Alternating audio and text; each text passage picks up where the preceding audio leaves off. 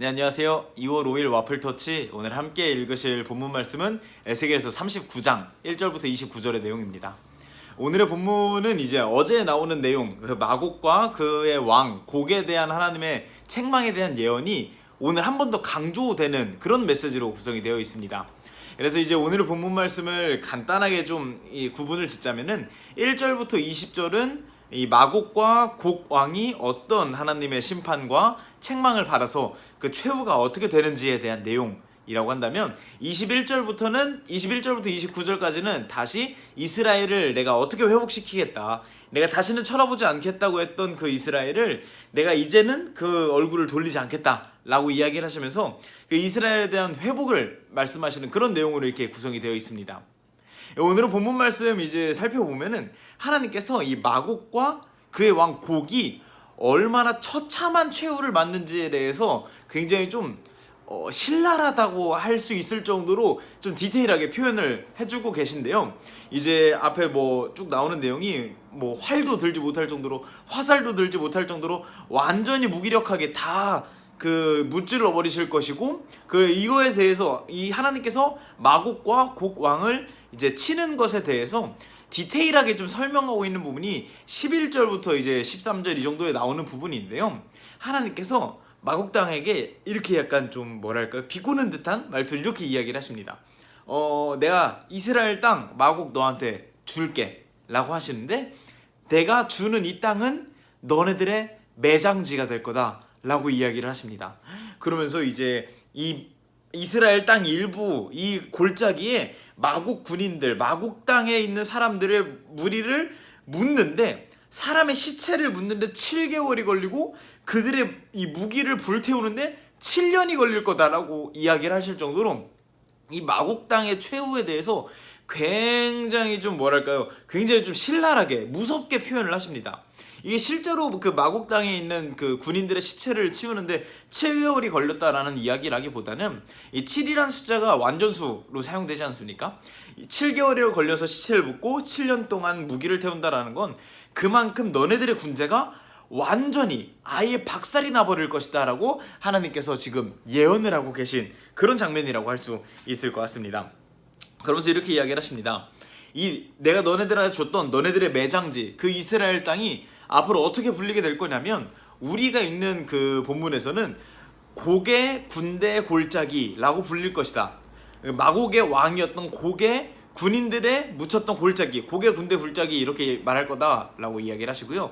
이제 개역개정에서는 하몰곡의 골짜기라고 이야기를 합니다. 이제 하몰이라는 말이 한 무리를 뜻하고요. 곡의 무리들, 하몰곡의 무리들, 이 하몰곡의 골짜기가 될 거다. 그래서 훗날 사람들은 이 골짜기를 하모나, 그냥 무리라는 뜻인데요, 하모나라고 부르게 될 것이다 라고 이렇게 이 곡 왕과 마곡 땅의 최후에 대해서 굉장히 신랄하고 무섭게 지금 표현하고 계십니다.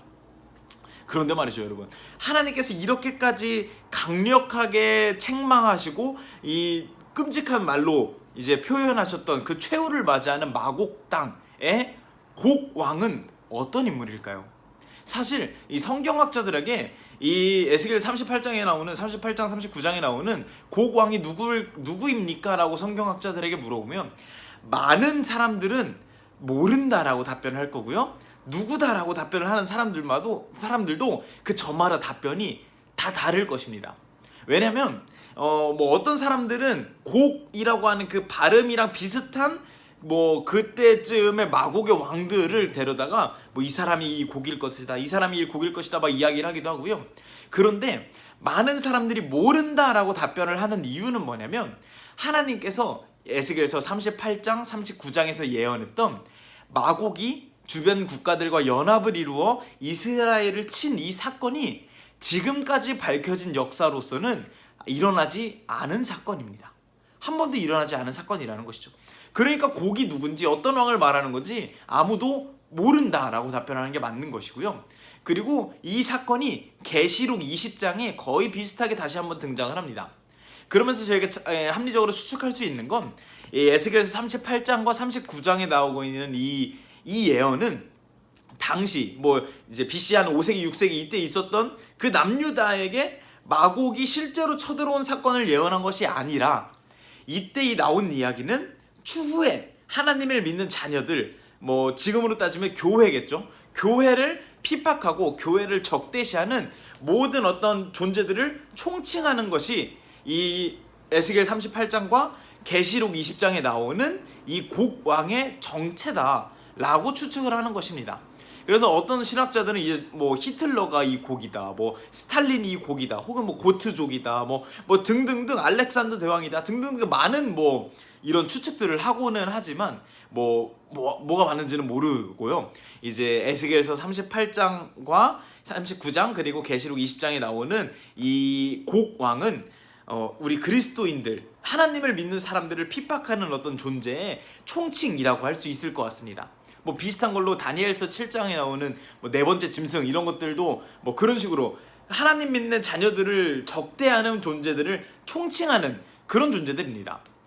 그리고 오늘 본문에서 말씀하시고자 하는 것은 내가 이스라엘을 보호하겠다라는 내용에서 더 나아가서 내가 그리스도인들, 나의 자녀들, 저와 여러분, 이 모든 교회를 핍박하고 적대시하는 모든 존재들에게 내가 방어하고 지켜주겠다라고 하는 그런 하나님의 사랑의 메시지가 어제의 본문과 오늘의 본문에 담겨 있다라고 할 수 있을 것 같습니다. 그런데 말이죠, 어떻게 보면 굉장히 좀 좋은 이야기입니다. 이제 37장까지 계속 구원에 대한 메시지가 쭉 지속이 되고 또 40장부터 새로운 삶에 대한 이야기를 하시는데 그 중간에 구원받는 사람들, 구원받은 사람들을 내가 지켜줄 거야 라고 이야기를 하시는 이런 감사한 메시지라고 할 수 있을 것 같습니다. 그런데 한 번 더 뒤집어서 생각을 하면 구원받았는데, 구원받은 존재들인데 여전히 이제 평생 내가 행복하게 살아가고 좋은 일만 펼쳐지는 것이 아니라 어제 본문처럼 사방에서 이스라엘을 둘러싸서 공격하고 연합군들이 공격할 정도로 하나님의 지키심이 없으면 안 될 정도로 구원받은 사람들의 인생도 핍박과 고난이 있을 수 있다라는 걸 반대로 설명한다라는 생각이 들었습니다. 오늘의 본문 이제 38장과 39장이 사실은 굉장히 좀 생뚱맞은 위치에 등장을 합니다. 37장까지 이제 구원에 대한 이야기, 이스라엘을 회복시키는 이야기를 쭉 하셨고요. 그리고 그 회복의 절정이 어제의 본문이었던 마른 뼈를 살리시는 하나님의 어떤 능력이었습니다. 그리고 40장부터는 다시 회복받은 이스라엘이 새 성전에서, 새 나라에서 새 삶을 어떻게 살아갈 것인가에 대한 이야기가 48장까지 마지막 이제 구성이 되어 있습니다. 이 38장과 39장에 나오는 마곡에 대한 이야기가 없어야 오히려 좀 자연스럽게 흘러가는 내용인데 중간에 생뚱맞게 마곡에 대한 이야기가 쏙 들어가 있는 것입니다. 그런데 여러분, 지난주쯤에 구원에 대한 이야기가 쭉 진행되다가 생뚱맞게 들어간 국가 이야기 하나 기억나십니까? 에돔에 대한 이야기였죠. 하나님께서 구원에 대한 이야기를 하시다가 생뚱맞게 에돔에 대한 이야기를 하실 때 의도가 있었습니다. 구원은 내가 은혜로 구원받고 사랑과 은혜로만 끝나는 것이 아니라 에돔처럼 내 주권을 인정하지 않는 것에 대해서도 생각해 봐야 된다. 구원은 주권을 인정하는 것이 반드시 들어가야 된다라는 그런 의도를 담아서 35장의 에돔에 대한 내용이 들어갔었던 것이죠. 오늘도 구원에 대한 이야기가 쭉 진행되고 40장부터 구원받은 사람들이 어떻게 살아갈지에 대한 내용이 쭉 진행이 되는데 그 중간에 마곡에 대한 이야기가 들어가면서 내가 지킬 거야 라는 내용이 들어가는 것입니다. 이것도 의도가 있는 것이겠죠. 하나님의 의도는 이것이지 않을까 생각이 듭니다.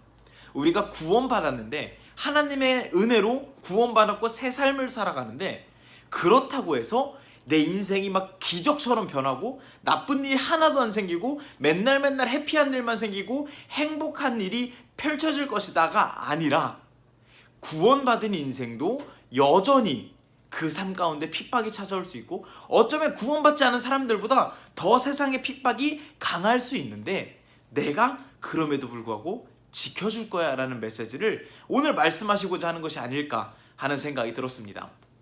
바울도 어쩌면 그런 내용을 알고 있었기에 그런 내용을 많이 이야기한 것일지 아닐까 모르겠습니다.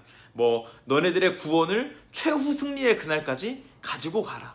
너네가 믿음의 경주를 시작했으면 시작한 데서 끝이 아니라 그 끝 지점까지 달리는 것이 의미가 있다. 이런 내용들을 바울이 한 이야기도 다 같은 맥락이지 않을까 하는 생각이 들었습니다. 저희가 신앙생활을 열심히 하고 있고 또 구원받은 사람으로서 새 삶을 살아갑니다.